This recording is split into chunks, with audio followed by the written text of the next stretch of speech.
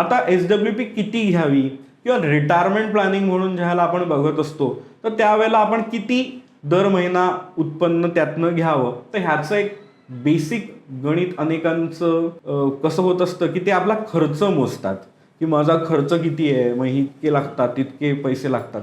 आणि ज्या वेळेला मला पगार एका बाजूनी सुरू असतो त्यावेळेला अनेक अगम्य खर्च देखील असे होऊन जात असतात ज्याचा मला कॉन्शियसली विचार करता येत नाही. आणि नंतर निवृत्ती पश्चात अगदी तेवढीच रक्कम आपण घेत असू आणि बाकी सगळ्या गुंतवणुका करून ठेवलेल्या असतील, तर होतं कसं की मार्केटमध्ये काय होतंय, अनेक लोक रोज सकाळ झाल्या झाल्या 9:15 वाजले की पहिला आपला पोर्टफोलिओ बघतात किंवा काय घडतंय मार्केटमध्ये, आज सेन्सेक्स किती वर आहे का किती खालती आहे यावरती आपला मूड ठरवतात.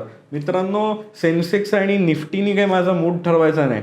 माझा मूड हा माझ्या आयुष्यावरती आहे. मला सदैव आनंदीच राहायचं आहे. पोर्टफोलिओनी माझा मूड ठरवून देऊ नये.